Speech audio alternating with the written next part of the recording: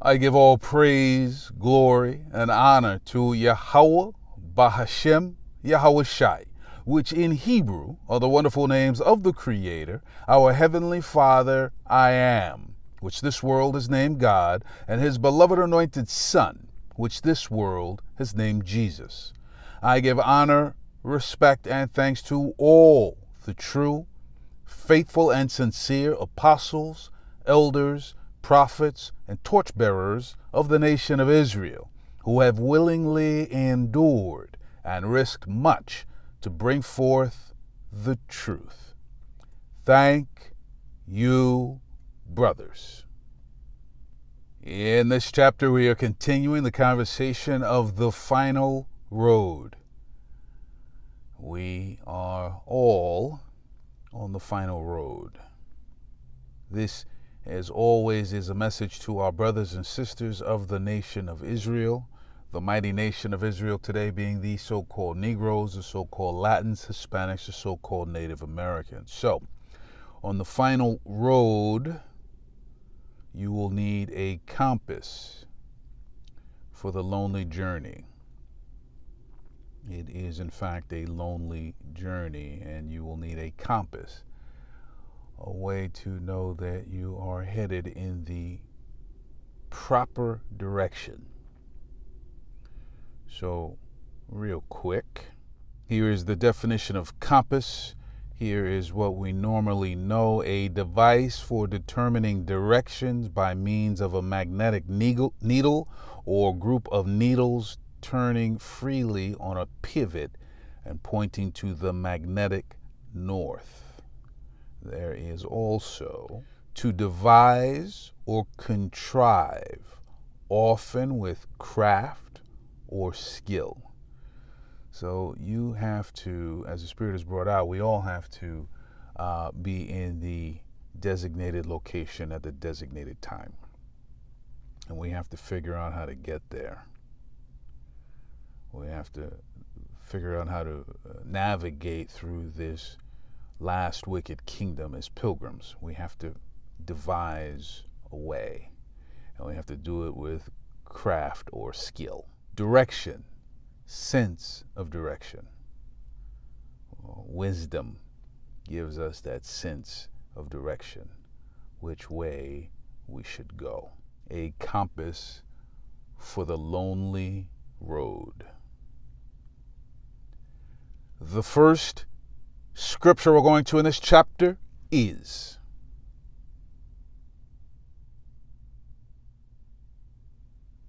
the book of Philippians, chapter 2, verse 12. Wherefore, my beloved, as ye have always obeyed, not as in my presence only, but now much more in my absence, work out your own salvation with fear and trembling. Fear the one true living most high power. Understand that what you are watching upon this earth is the Father drawing nigh in judgment upon this earth. All prophecies shall be fulfilled. Work it out. This is what the prophets are out here for, the servants of the one true living most high power, to guide you back to the well-lit path. You still have to get yourself to the designated location at the designated time. You still have to get yourself to the designated location at the designated time. It is a lonely road. The second book of the prophet Esdras, chapter 7, verse 6. The books of the prophet Esdras can be found in the Apocrypha, which is the middle book of the King James 1611 Bible. This is an angel of the one true living most high power speaking unto our forefather, the prophet Esdras. There is also another thing. A city is builded. This is the eternal kingdom of the nation of Israel. The Israelites today, the mighty nation of Israel being the so-called Negroes, the so-called Latins, Hispanics, and the so-called Native Americans. The city is builded, eternal kingdom, world without end, and set upon a broad field, and is full of all good things. 7. The entrance thereof is narrow, and is set in a dangerous place to fall, like as if there were a fire on the right hand, and on the left a deep water. So, Mystery Babylon the Great, the so-called United States of America, is the head nation today, and their ways and their values and their morals and their doctrines and their philosophies and their feast days, all of it. They're the head nation upon the earth, and so those things are there, and it makes this a very dangerous place to tread, because it's so easy to fall. It's so easy to fall. Real wickedness has been normalized today, just completely normalized. So, the entrance thereof is narrow. You have to find your way to it. You have to really be able to hone in on it. You have to be able to pinpoint it inside of a dangerous place. Inside of a dangerous place. 8, and one only path between them both, between the fire and the water. Even between the fire and the water, so small that there could but one man go there at once. A compass for the lonely road. Listen, through the grace and the mercy of our Father, these fountains of water are available today. But as we move forward, and you will see with what the Spirit is going to bring out in this chapter, they're going to shut this off. Now, our Father's in control of all things, but they're going to cut this off. You have to have the compass inside of you. You have to have it inside of you. The book of St. Matthew, chapter 7, verse 13, enter ye in at the strait gate, for wide is the gate and broad is the way that leadeth to destruction. You don't need a compass. You just go from place to place to place, from feeling to feeling to feeling, from idea to idea to idea, from desire to desire to desire. But if you have a compass for the lonely road, you will know where you need to be going. You know where you need to be at any present moment. You know what's coming. Enter ye in at the strait gate, for wide is the gate, and broad is the way that leadeth to destruction, and many there be which go in thereat. They don't need any guidance whatsoever. They don't need to humble themselves down to receive guidance and instruction, reproof and rebuke.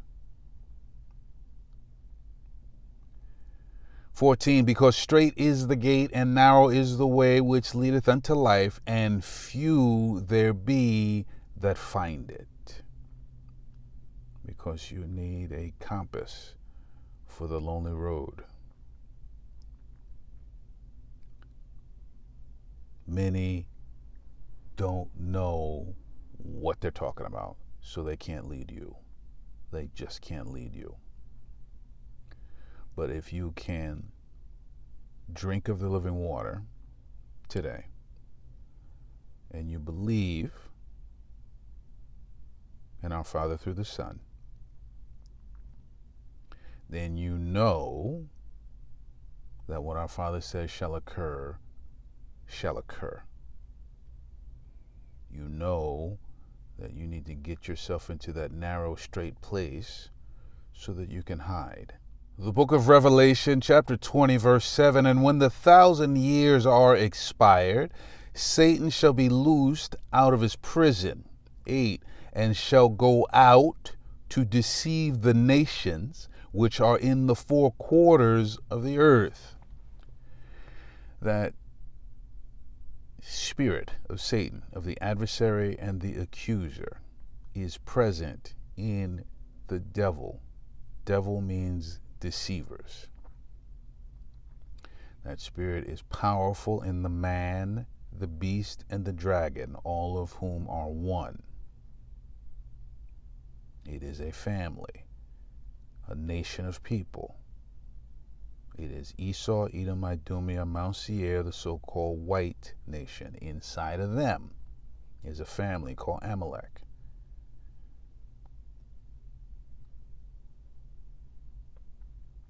They have a plan. They want to steal everything. Histories, peoples, lands. They want to continue to destroy. And those who follow behind them, well, they're hell. And shall go out to deceive the nations which are in the four quarters of the earth, Gog and Magog, to gather them together to battle, the number of whom is as the sand of the sea. So there are people, a small number of people, who are orchestrating blood and destruction upon this earth, because it is their lot to do so. It is who they are. And it fulfills upon what our Father has spoken in the prophecies and the promises. And shall go out to deceive the nations which are in the four quarters of the earth, Gog and Magog, to gather them together to battle, the number of whom is as the sand of the sea.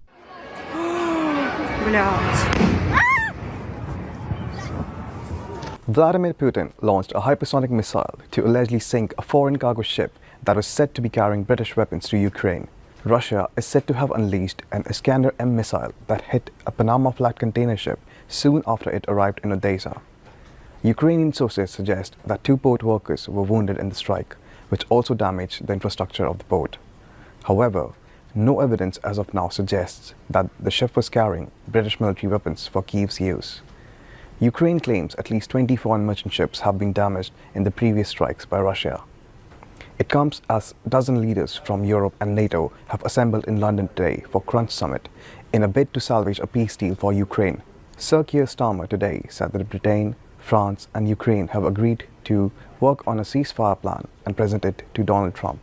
The PM also spoke with Donald Trump in an attempt to bridge the rift between the US and Europe after the historic White House showdown, which he found uncomfortable to watch. He said he is focused on being a bridge to restore peace talks.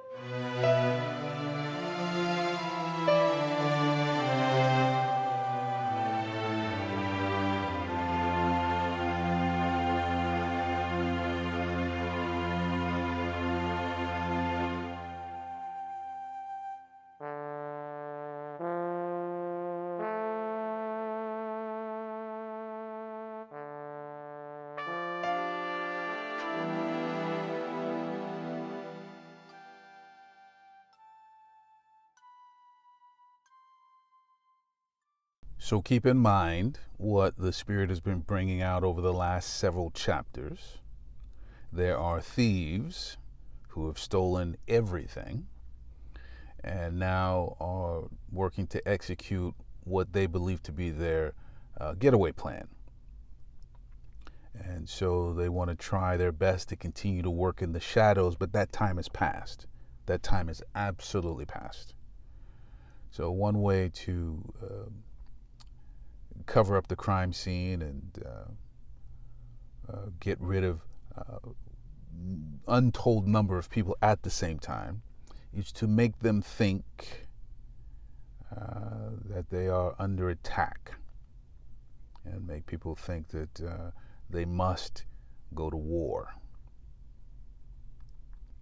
thus destroying themselves. And the adversary doesn't have to do anything but accuse. That's all they have to do. But our Father, which art in heaven, His will is playing out. And if you have a compass for the lonely road, you can pinpoint what our Father has said shall occur.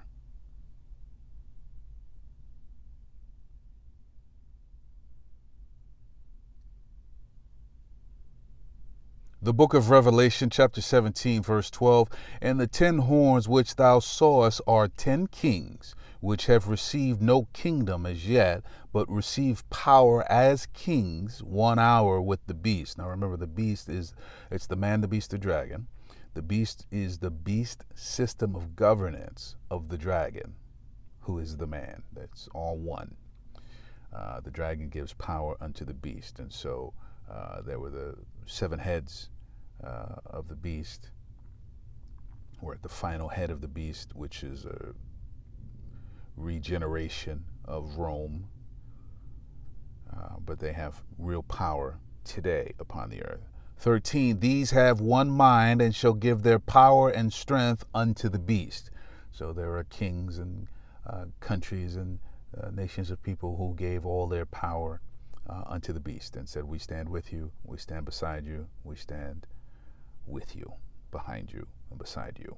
14, these shall make war with the Lamb, Yahushua, and the Lamb shall overcome them, for he is Lord of lords and King of kings. And they that are with him are called and chosen and faithful. Fighting with this word today. Fighting with this word today. 15, and he saith unto me, the waters which thou sawest where the horse sitteth are peoples and multitudes and nations and tongues. So the reason that these kings gave themselves over to the beast, and why other nations and families of people upon the earth have given themselves over unto this 4th beast, is because it has been a fierce beast. The book of the prophet Daniel, chapter 7, verse 7, after this I saw in the night visions, and behold, a 4th beast, dreadful and terrible, and strong exceedingly, and it had great iron teeth. It devoured and brake in pieces, and stamped the residue with the feet of it. And it was diverse from all the beasts that were before it, and it had 10 horns. It was located in mystery, Babylon the Great, the so-called United States of America, referred to in the Bible as the North. This is how it was diverse and is diverse today. And it's very hard to sneak up on this place. This is why the turmoil with Canada and the turmoil with Mexico. Up until now, it's been very hard to sneak up on Mystery Babylon the Great. The book of Revelation, chapter 13, verse 4, and they worshiped the dragon, which gave power unto the beast, and they worshiped the beast, saying, who is like unto the beast, who is able to make war with him? So this is again why the 10 horns, these are the nations, these are the kings, gave power unto the beast and worshiped the beast, because the beast had real power through military, through the weapons, through the weapons, through the weapons. But that worship, that following behind, that allegiance,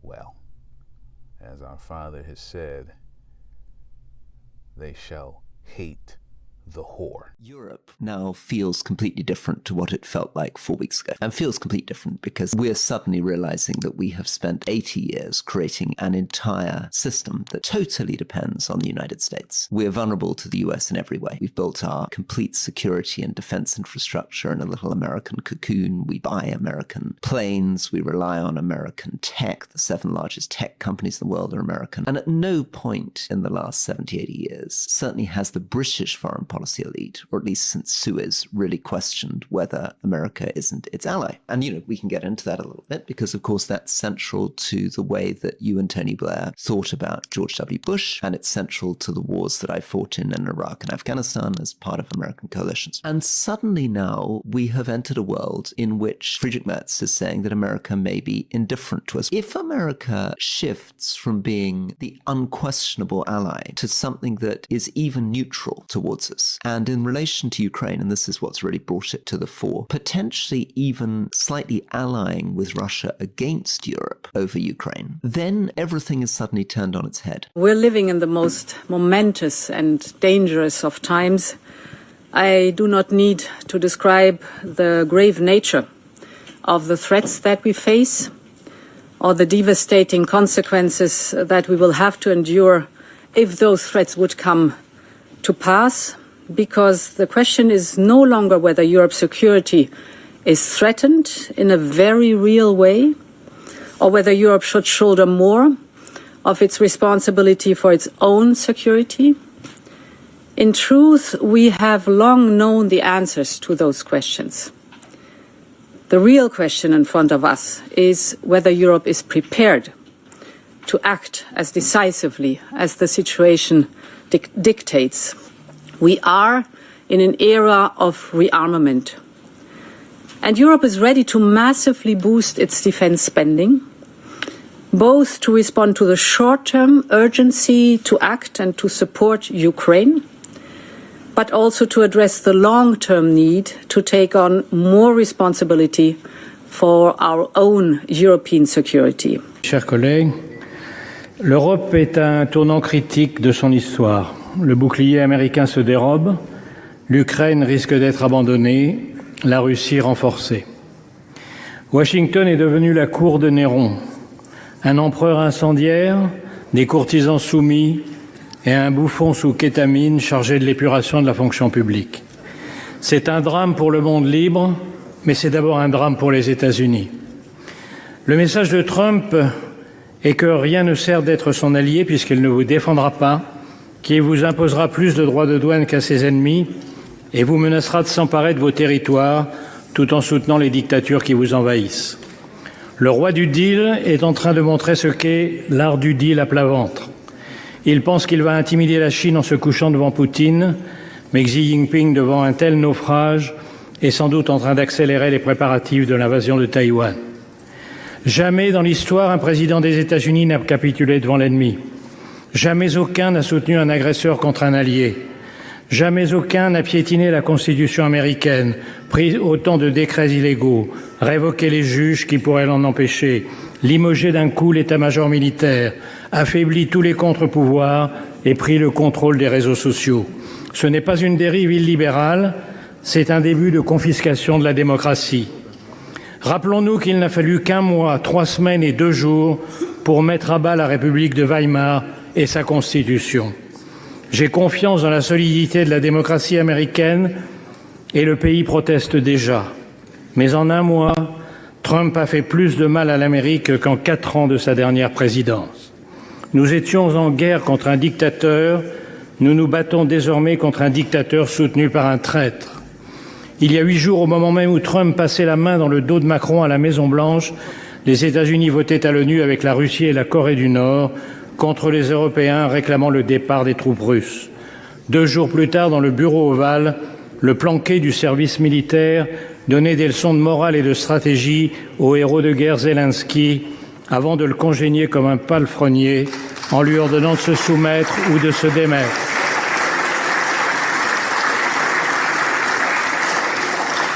Cette nuit, il a franchi un pas de plus dans l'infamie en stoppant la livraison d'armes pourtant promis. Faire face. With a compass for the lonely road, you can see where we are. All praise to the one true living most high power and his son. You can see where we are. You need to be making your way to shelter and safety. The shelter and safety of Yahweh Bahashem Yahweh Shai. Remember, our Father comes in the name of the Son. Making your way as an Israelite to the shelter and the safety of your inheritance, which is the protection of the one true living most high power.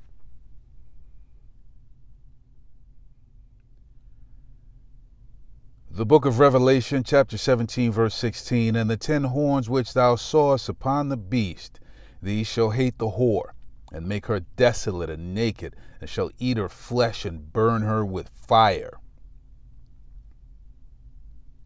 17, for the most high power hath put it in their hearts to fulfill his will. To fulfill his will.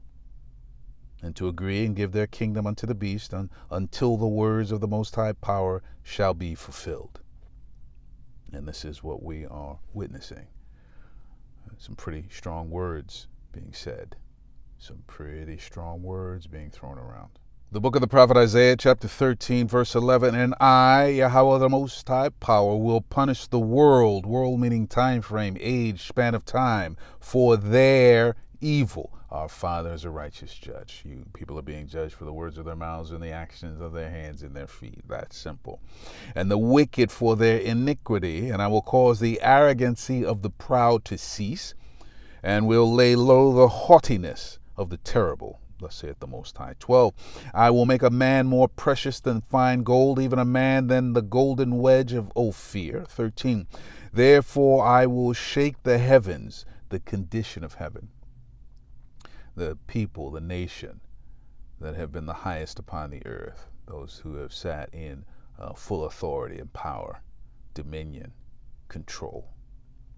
Therefore I will shake the heavens, and the earth shall remove out of her place in the wrath of Yahweh of hosts, in the day of his fierce anger. 14, and it, mystery, Babylon the Great, the so-called United States of America, and the heaven of that. And it shall be as the chaste roe. Now let's look at this word roe real quick. Here is the word for roe. Roebuck gazelle. Roebuck or gazelle. So it is like a deer, a gazelle. Well, gazelles are fast. So for a gazelle to be chased, something faster has to be chasing it. And you know what's faster than anything upon this earth? The word of the one true living most high power. The word of prophecy. The word of judgment. The word of wrath. And it shall be as the chaste roe, and as a sheep that no man taketh up. They shall every man turn to his own people, and flee everyone into his own land. So people are claiming their bloodlines and their seed lines, their ancestry. They're choosing that, because many families upon the earth are upset with Mystery Babylon the Great as a representation of the man, the beast, the dragon, is a representation of the devil, because they've shed a lot of blood and caused a lot of pain, brought a lot of terror, and stolen and continue to steal. 15, everyone that is found shall be thrust through, and everyone that is joined unto them shall fall by the sword. Pay attention to that. Make sure your compass is directing you away from the whore that sits on many waters, spiritually.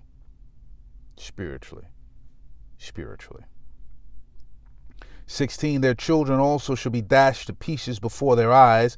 Their houses shall be spoiled and their wives ravaged. 17, behold, I will stir up the Medes, the Persians, the Medes, against them, which shall not regard silver, and as for gold, they shall not delight in it. So there are nations and families of people out there on the earth today that are so upset with the whore that sits on many waters, Mystery Babylon the Great, the so-called United States of America, and those who run it and control it, that they can't be bought off. They can't be bought off. They want to bring wrath and destruction in the worst way, to recompense for all of the blood that has been shed and all the injustice that has been done unto them, for all the lies and deceit, for all the destruction. They won't even be able to be bought off. 18, their bows also shall dash the young men to pieces, and they shall have no pity on the fruit of the womb. Their eyes shall not spare children. 19, and Babylon, the glory of kingdoms, the beauty of the Chaldeans, excellency, shall be as when the Most High power overthrew Sodom and Gomorrah. Thus saith the Most High, as it is written. Thus saith the Most High, as it is written. She's like a chaste roe. Mystery Babylon the Great, the so-called United States of America. She's now surrounded.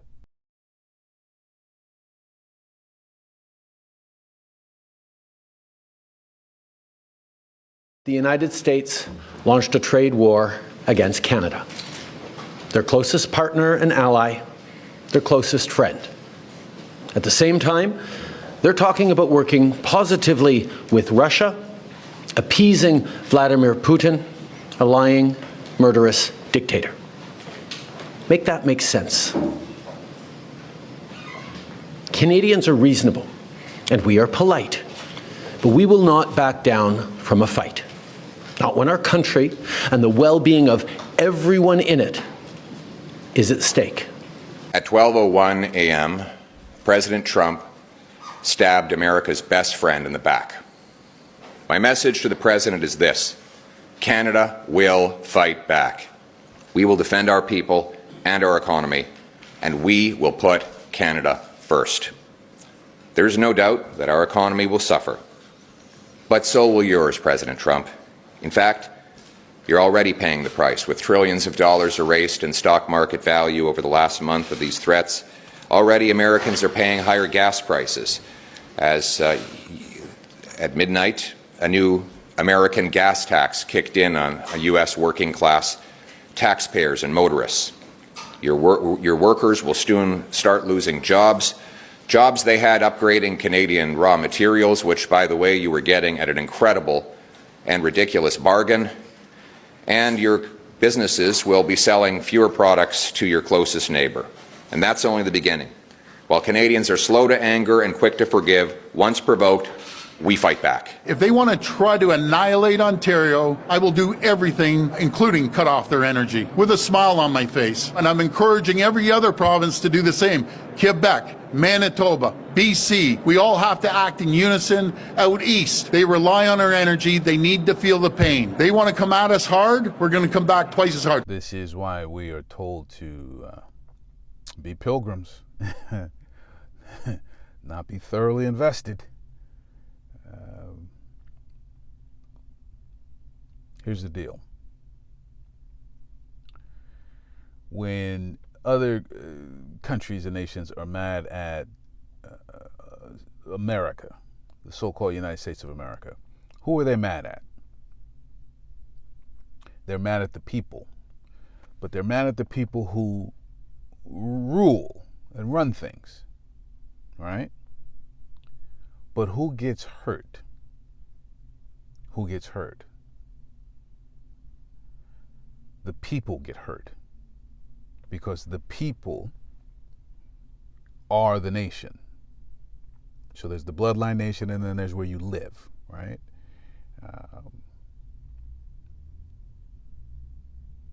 So if you live in a nation and you're representing that nation and claiming that nation,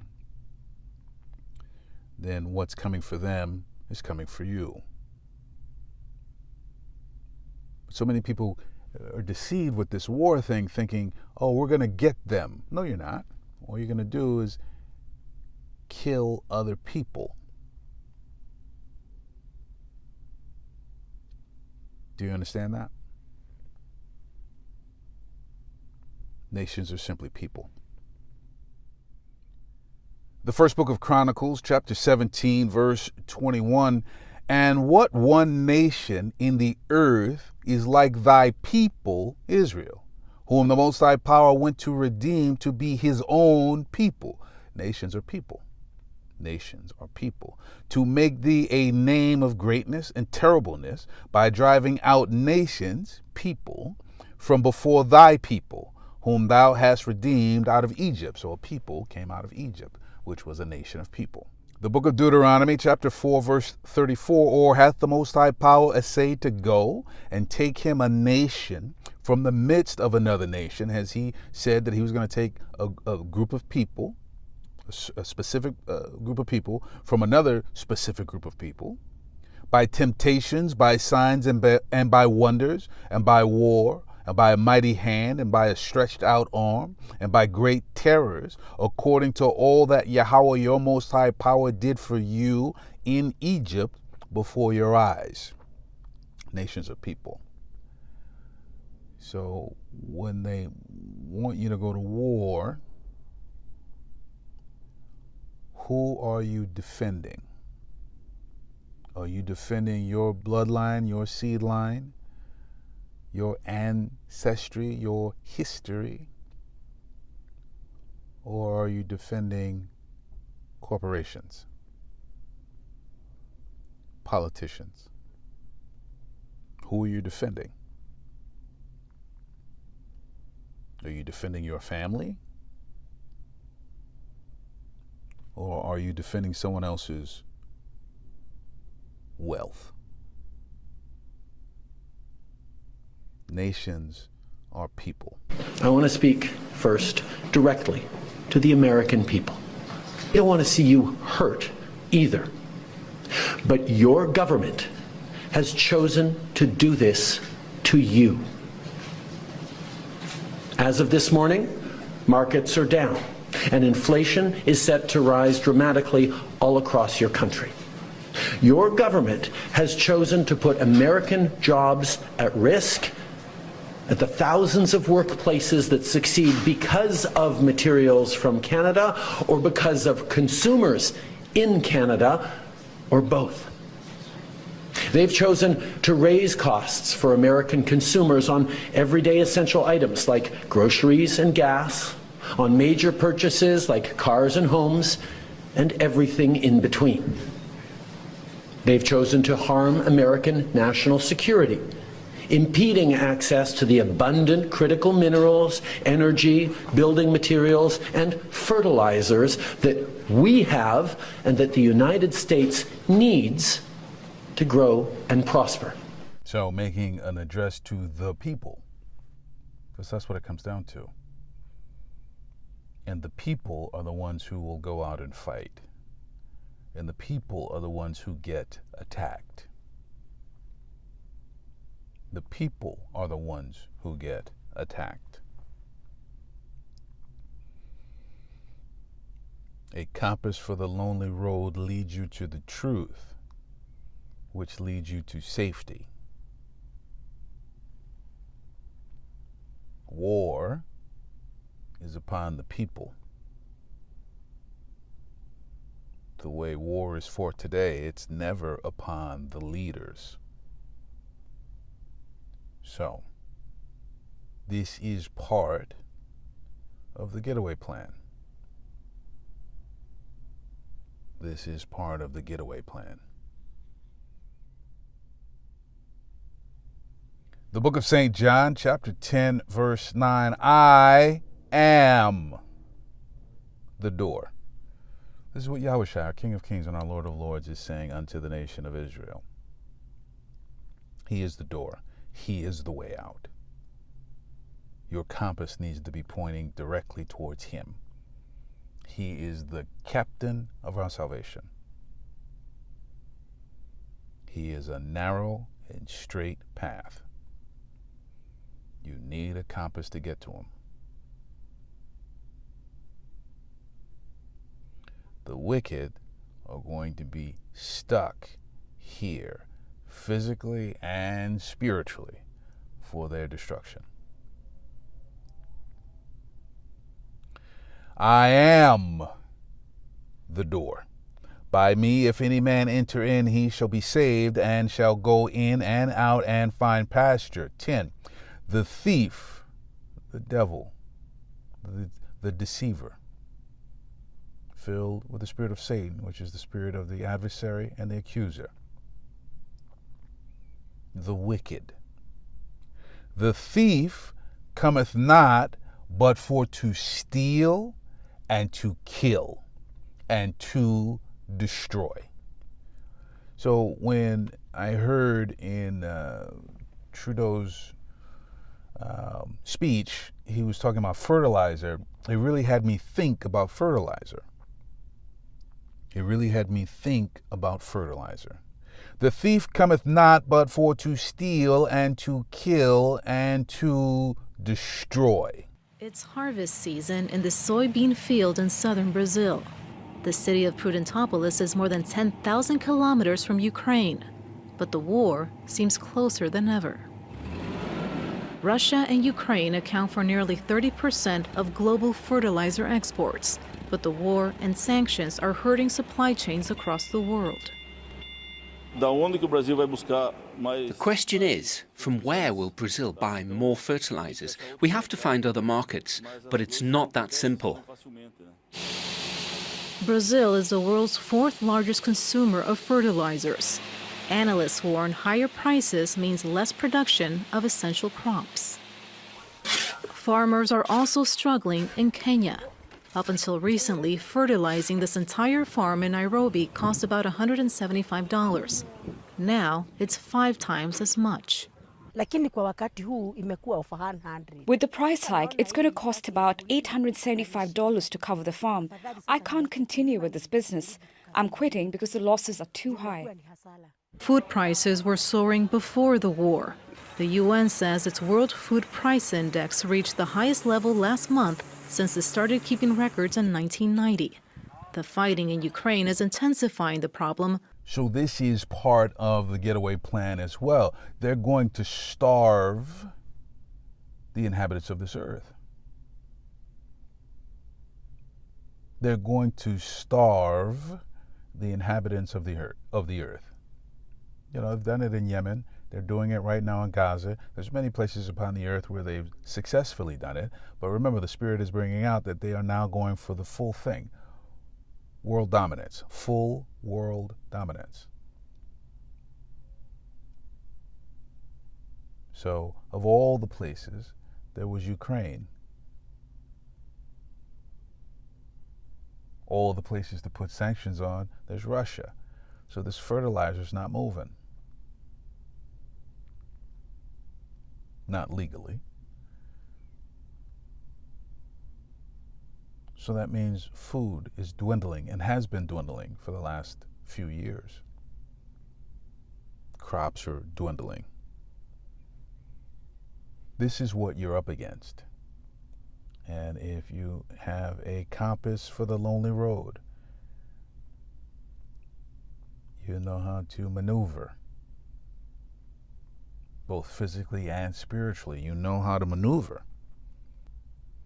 You know how to maneuver on the final road.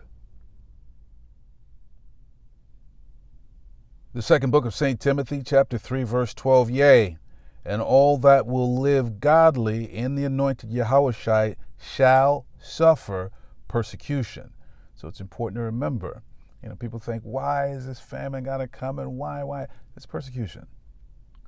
What you're really going to get persecuted for, if you're using a compass for the lonely road, on the final road, you're going to have light in you. You're going to have hope in you. You're going to have miracles occurring in your life. You're going to be protected. You are going to be fed. Now, you may not eat every day, but you will be fed. This is what you'll be persecuted for being visibly a son and a daughter of the one true living Most High Power. Yea, and all that will live godly in the anointed Yahushai shall suffer persecution. 13. But evil men and seducers shall wax worse and worse, deceiving and being deceived. If you don't have a compass for the lonely road, you will trust what men say, men and women, and you will be sorely, sorely disappointed. You'll give your life savings for some food and shelter only to find out you've been lied to.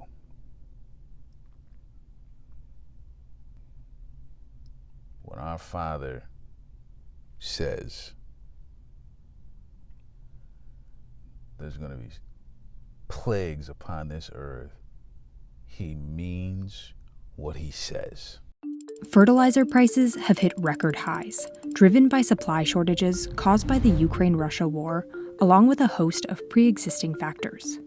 It's a challenge for all of U.S. agriculture right now. For farmers who are just walking in to buy fertilizer today, they're twice as expensive as they would have been last August, close to 3 times as costly as they would have been in early 2021. Fertilizer is typically among farmers' biggest expenses each year, and the rising costs are creating cascading impacts for farmer incomes, crop yields, and food prices.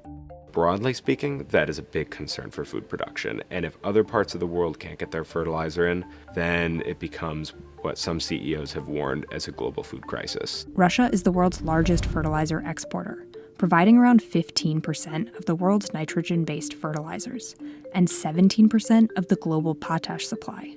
The West's financial sanctions against Moscow, combined with transportation challenges linked to the war, led to a sharp decline in Russian exports.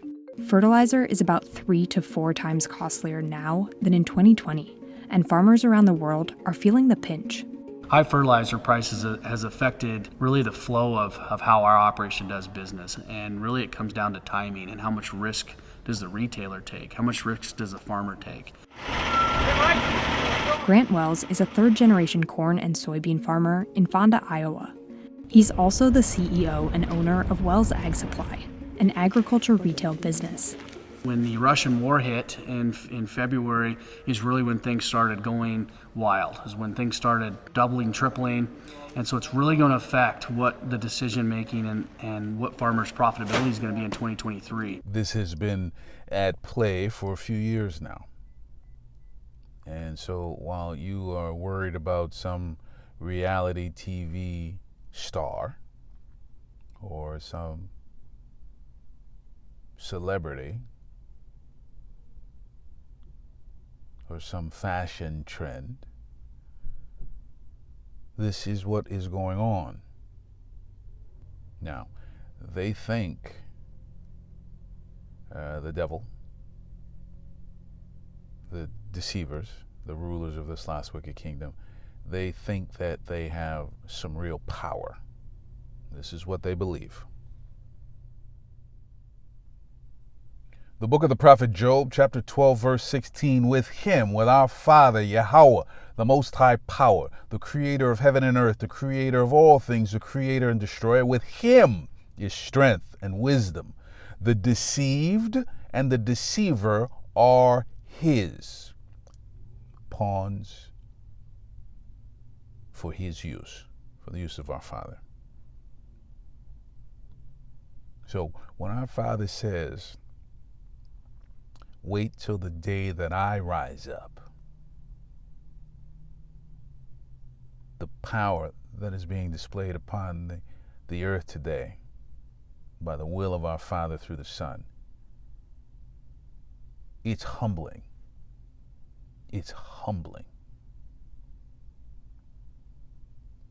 Nothing we could do could come close to the sheer genius and power of our Father. 17, he leadeth counselors away spoiled, and maketh the judges fools. So there are a lot of people involved in this, and they all think it's okay to do this, and that there will be no repercussions to this, that it'll be just fine, that no one will know, that they don't have to be held accountable for this. They really believe that they're still operating in the dark and in the shadows, and they are not. They also believe that they are operating of their own free will. The book of the prophet Job, chapter 33, verse 15, in a dream and a vision of the night, when deep sleep falleth upon men, in slumberings upon the bed. 16, then he, our Father in heaven, openeth the ears of men, and sealeth their instruction. What they're doing is the will of the Father. As it is written, has evil happened in the city, and I have not done it?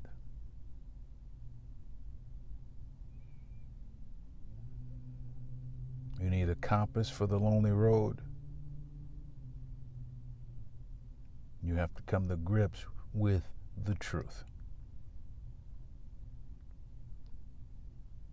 You have to work on your salvation and do your best to make it through that narrow path that is in a dangerous place to fall. The book of St. John, chapter 16, verse 33, these things I have spoken unto you, that in me ye might have peace. In the world ye shall have tribulation, but be of good cheer. I have overcome the world. This is Yahushai, our King of Kings, our Lord of Lords, our Savior, our Master Prophet, our High Priest, and our brother of the bloodline and the seed line of the mighty nation of Israel, telling us, follow me. Your compass needs to be pointed to him. In the world ye shall have tribulation. Remember that. The second book of the prophet Esdras, chapter 16, verse 17. Woe is me, who will deliver me in those days? 18. The beginning of sorrows and great mournings, the beginning of famine and great death, the beginning of wars, and the powers shall stand in fear. The beginning of evils. What shall I do when these evils shall come? This is what the wicked, the rebellious, the abominable, the demonic, the hateful, the rebels shall say. This is what the wicked heathen shall say. But for those of the nation of Israel who are turned unto the Father through the Son, in truth and in sincerity, that's your compass. That is your compass. You have someone to call upon. You have someone to call upon. You have someone to call upon, and who will hear you. And if you're praying for the will of the Father, will have respect unto your prayers. And if your compass is finely tuned today, you can see the dawn. We are currently facing the first wonderful lights of the dawn. The book of Revelation, chapter 13, verse 9. The might of our Father. Vengeance belongeth unto him. All we have to do is make sure we're facing the right way and witness the glory and the magnificence of the one true living most high power and his Son. If any man have an ear, let him hear. 10.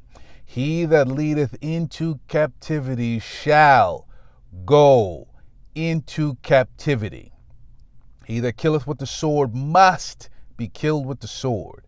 Here is the patience we waited for, the fulfillment of the prophecies and the promises of our Father in heaven through his Son.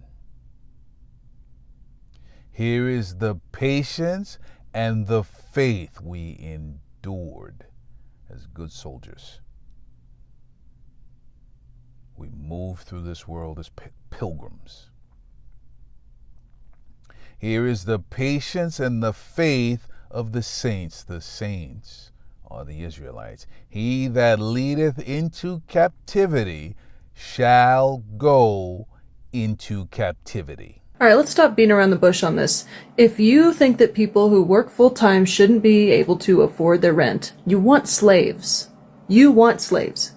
If you want people who are working full-time, 40 hours a week, to not be able to afford the place they live in and food, you want slavery. We are here on the final road. Remember, we weren't all scooped up at once and taken to our captivities. There was a moment, right? Yahushua told us to look for a moment.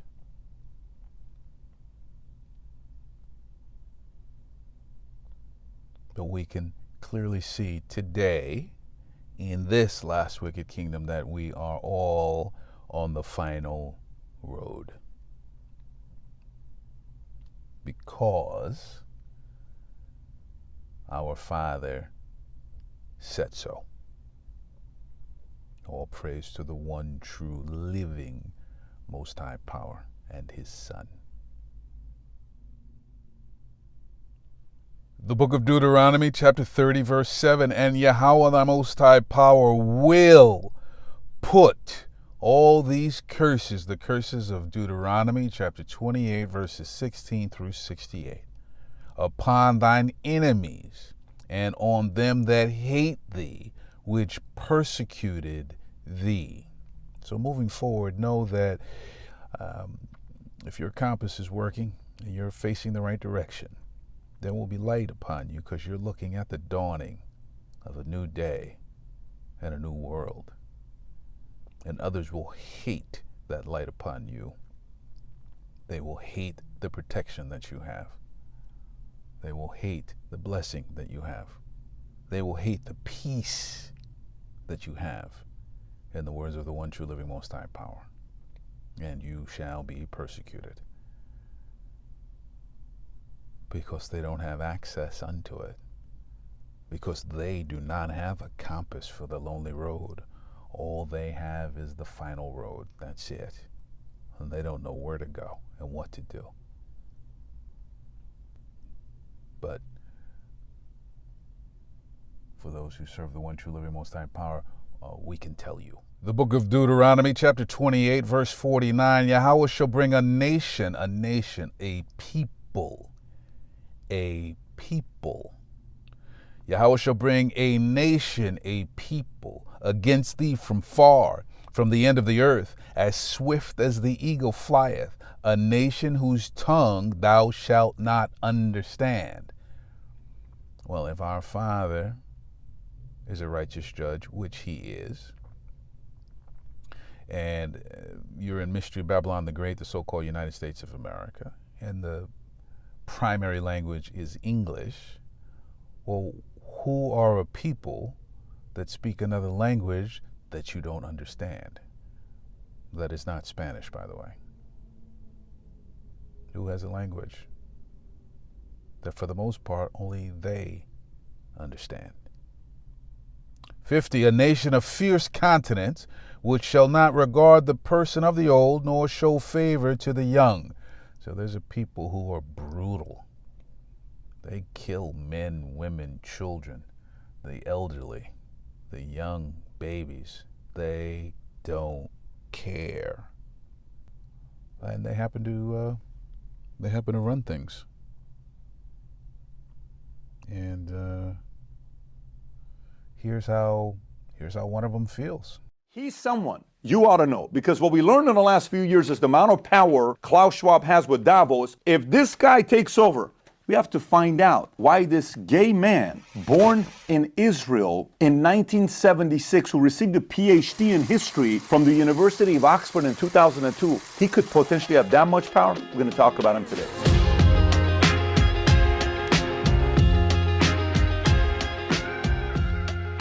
So let's go through him. Very unique guy, definitely different than everybody else. He's been openly gay and married to his husband, Itzik Yahav, in Toronto, 2010. They co-founded Sapienship, a social impact company. His position on technology, as of 2023, he owns a smartphone only for emergencies and travel. Tell us a secret.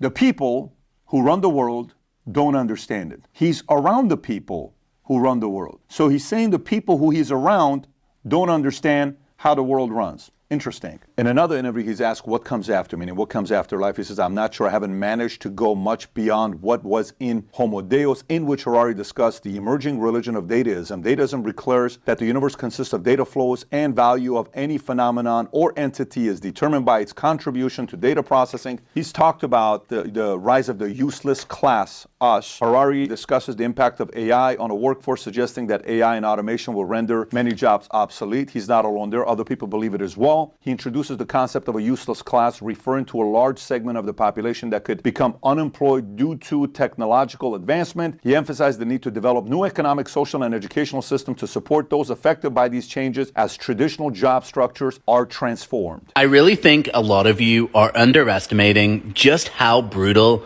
the 2025 job market is. Over the past few years, we've seen companies lay off hundreds of thousands of people who have now entered the job market. And we've also seen companies hiring a lot less. They are trying to replace humans with automation, with AI. We're hearing about it all the time. This has created one of the toughest employer markets that I've ever seen in my decade of recruiting. A lot of other recruiters I talk to say that it's very reminiscent of the 2008 job market right after the Great Recession. What I'm hearing from people is they have to apply to hundreds, if not thousands of jobs. And for most companies, they're going to hear nothing. They might hear back from some recruiters, but they're also going to get ghosted by a lot of recruiters. Then once they get into interviews, they're seeing 4, 5, 6, even 7 or 8, 9 rounds of interviews, like endless interviews. And sadly, when they get to the end of the process, if they are one of the lucky ones to get an offer, we're seeing a lot lower offers right now. And this is because companies know it's an employer market. And if you won't take their lowball offer, they'll find someone else that can. Very interesting. He says here, within the next century or two, we humans are likely to upgrade ourselves into gods. You could be a god and change the most basic principles of the evolution of life. He says, I titled the book Homo Deus because we really are becoming gods. In the most literal sense possible, we are acquiring abilities that have always been thought to be divine abilities, in particular, the ability to create life, and we can do with that whatever we want.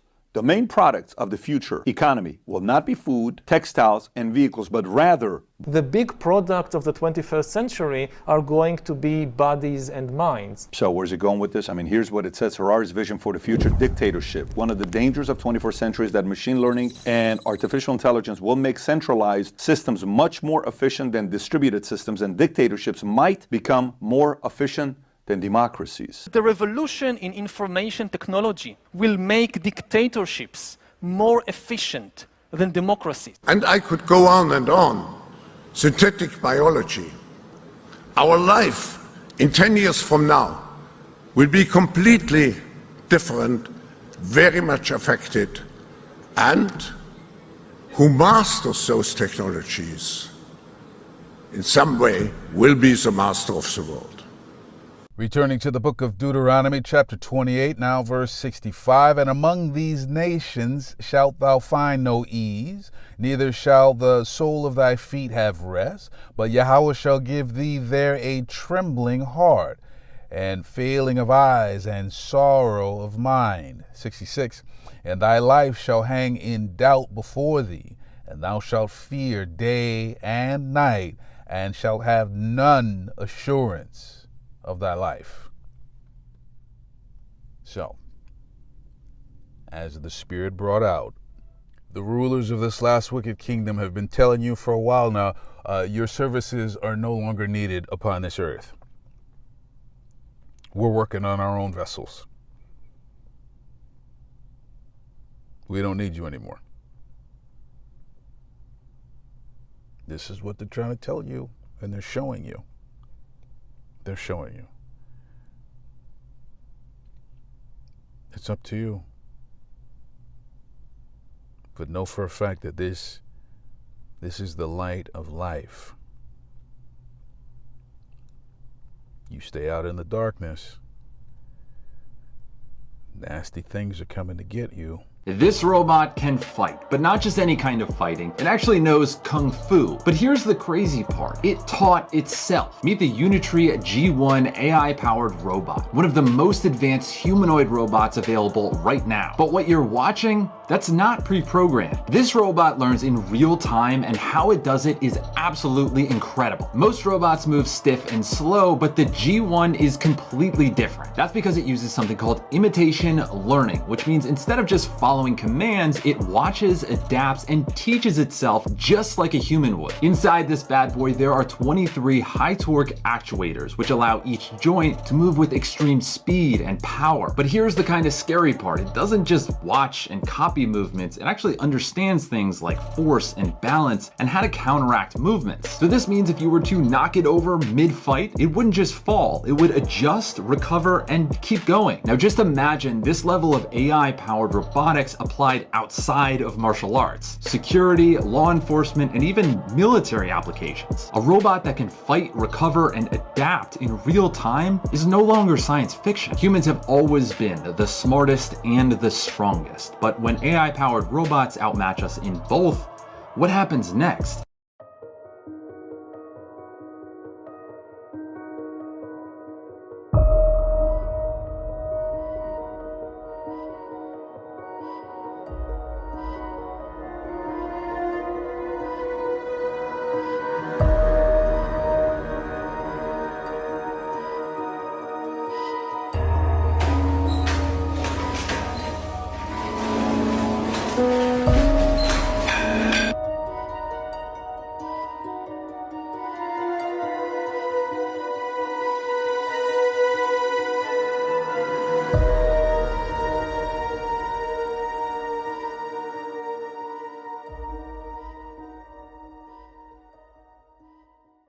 Now we see the creation of a new massive class of useless people. As computers become better and better in more and more fields, there is a distinct possibility that computers will outperform us in most tasks and will make humans redundant. And then the big political and economic question of the 21st century will be, what do we need humans for? Or at least, what do we need so many humans for? Do you have an answer in the book? At present, the best guess we have is keep them happy with drugs and computer games. Can America's drug abuse epidemic, which kills more than 100,000 people each year, be traced to one family of billionaires? Let's get to the bottom line.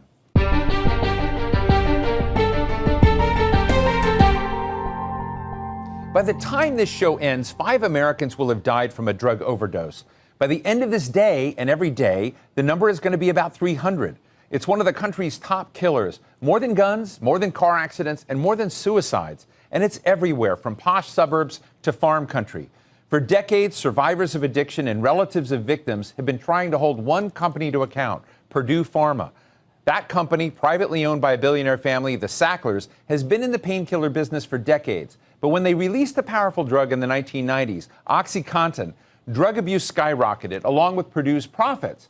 For years, government prosecutors tried to sue the Sacklers to pay for the damage to communities and states across the country. Just recently, a settlement was just reached where the family will pay $6 billion in return for immunity from any future opioid lawsuits. But will it help? Or is America beyond fixing when it comes to the steep decline into drug addiction? San Francisco is one of the richest cities in the world. But below its gleaming buildings lies a humanitarian disaster. We have had, more overdose deaths in 1 year than we did of COVID deaths in our city. Every day, on average, 2 people die from a drugs overdose here. In December, Mayor London Breed called for a state of emergency. Known as fentanyl, is responsible for one of the deadliest drug crises in the United States. It is the leading cause of death for Americans ages 18 to 45, and it can kill people who don't even know that they are taking it. CBS Evening News anchor and managing editor Nora O'Donnell spoke to a father who's mourning the loss of his son to this drug. Landon Houseman was a popular basketball star, and at 16 years old, he took a fentanyl-laced Percocet pill and died. Sometimes with fentanyl, you don't get a second chance. Beautiful, beautiful son. Sadly, Landon's story is all too common. Last year, more than 100,000 Americans died from an overdose, the majority from fentanyl, a nearly invisible poison. So in the session we just attended here at the Economic Forum, I think there was a sense of relief, actually, in your frankness. You brought up some issues that others are reluctant to bring up. Always. All the religious groups are against me because I'm talking about population. They want more souls, I want less on the planet. The book of the prophet Job, chapter 15, verse 31, let not him that is deceived trust in vanity, for vanity shall be his recompense. You really believe, if you are deceived, that the devil, which means deceivers, the death, which are the rulers of this last wicked kingdom, who are filled with the spirit of Satan, the adversary and the accuser, and who are like their father, who was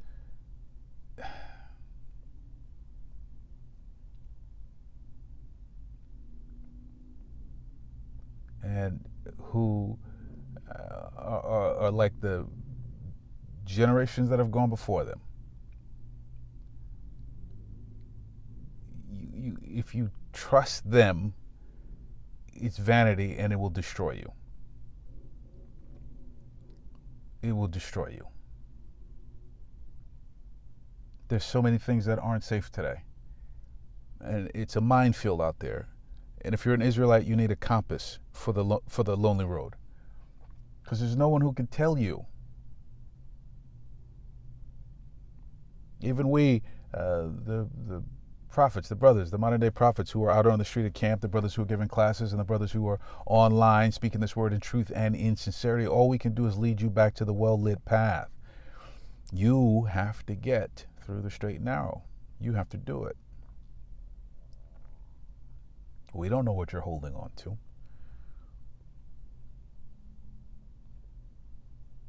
But it says clearly, let not him that is deceived trust in vanity. Our Father's not vanity.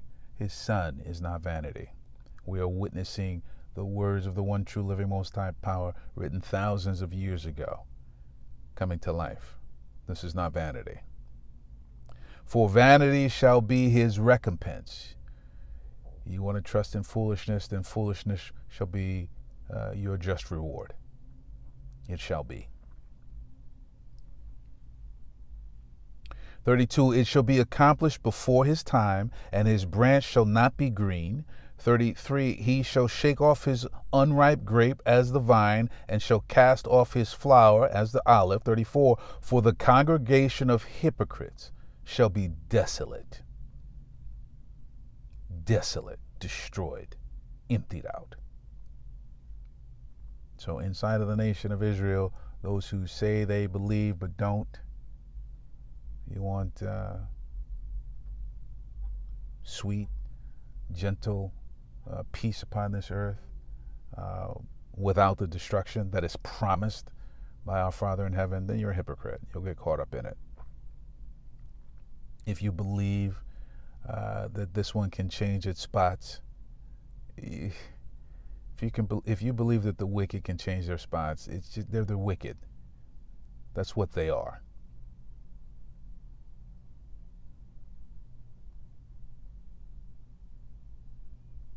The evil were made for the day of evil.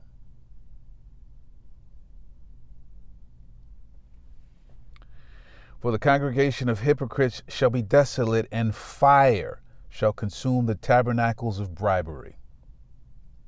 So for all these nations and families and peoples who are in confederacy, in cahoots, working with one another to bring this famine upon the earth and to bring destruction and to kill people and poison people and all, that nuclear fire is coming for you. It really, really is. It's coming for you. Because our Father is a righteous judge. The book of Galatians, chapter 6, verse 3, for if a man think himself to be something when he is nothing, he deceiveth himself. Who are you to say we're going to get rid of millions of people? Who are you? Who are you to say we don't need you upon this earth anymore? Who are you? Who are you to say that you can create like the one true living most high power? Who are you?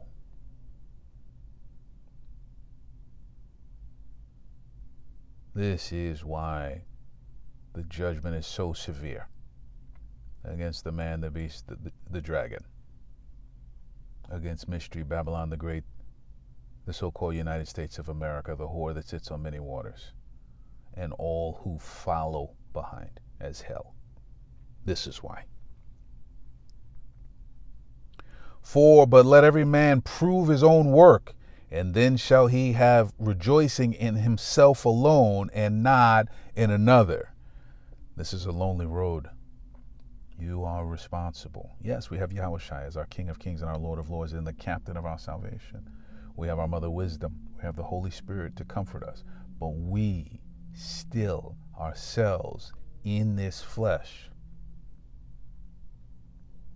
must navigate through this last wicked kingdom. It can only be done spiritually.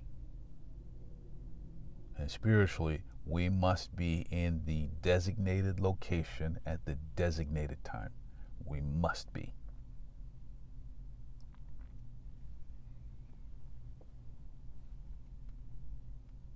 Five, for every man shall bear his own burden. We have that which is ours. We must do that and be accountable for that. Every single one of us is the nation of Israel. We have to finish paying our bill. Even if there's only a few cents left on the bill, we must pay the bill. All of it. And then we pay it no more. And then we pay it no more. So, keep that compass finely tuned and finely calibrated. Pray for wisdom. And always, as you drink of the living water, always remember. The last scripture we're going to in this chapter is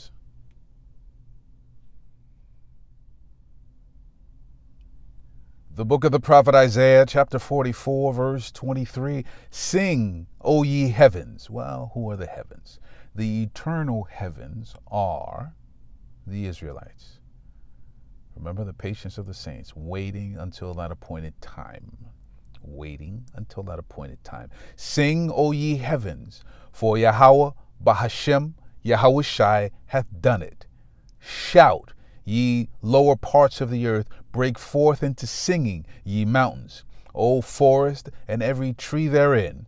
For Yahweh Bahashem, Yahushai hath redeemed Jacob, and glorified himself in Israel. 24. Thus saith Yahweh thy Redeemer, and he that formed thee from the womb. I am Yahweh, that maketh all things, that stretcheth forth the heavens alone, that spreadeth abroad the earth by myself. 25, that frustrateth the tokens of the liars, and maketh diviners mad, that turneth wise men backward, and maketh their knowledge foolish.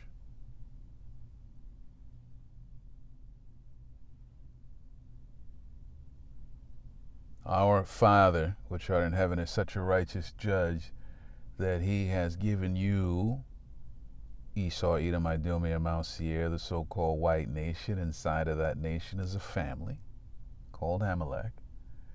He's given you just enough technology, just enough rope to hang yourself. The instrument of your own destruction you have made. What a master stroke from our Father. Just a master stroke. You made your own sword, then shall use it upon yourself. Make no mistake about it. World War III and the nuclear destruction of America are coming. It will coincide exactly with the return of our King of Kings, Lord of Lords, Savior, High Priest, and Brother, Yahushai. Thus saith Yahweh. Philippians 2, 9 through 11. Wherefore Yahweh also hath highly exalted him, and given him a name which is above every name, that at the name of Yahushai every knee shall bow, of things in heaven, and things in earth, and things under the earth, and that every tongue should confess that Yahushai is Lord, to the glory of Yahweh the Father. As it is written, thus saith Yahweh, and nothing can stop it. This is a final warning, Israel. Shake off this world, remember who you are, and come home. All praise, glory, and honor to Yahweh, Bahashem, Yahushai. Do you know what's not normal? It's not normal to get up at 6:30 in the morning, to get your kids rushing ready for school, to shove them out the door, to fight with each other, in order for them to go to a place where they're not actually getting educated, they're getting indoctrinated. Do you know what else is not normal? It's not normal to just have a couple of hours with your partner in the evening, after work, when you're tired, when the last thing you've got on your mind is actually, you just want to de-stress and all you do is argue, right? Do you know what else is not normal? It's not normal having to live month to month on a wage, knowing that if one day you were to lose your job, that's it. You'd lose your house, you'd lose your car, you'd lose everything, right? That's not normal. And we've been sold this as a normal way of living, like this is life. That's not life. That's survival. It's literally clutching at straws in order to just get through to the next day.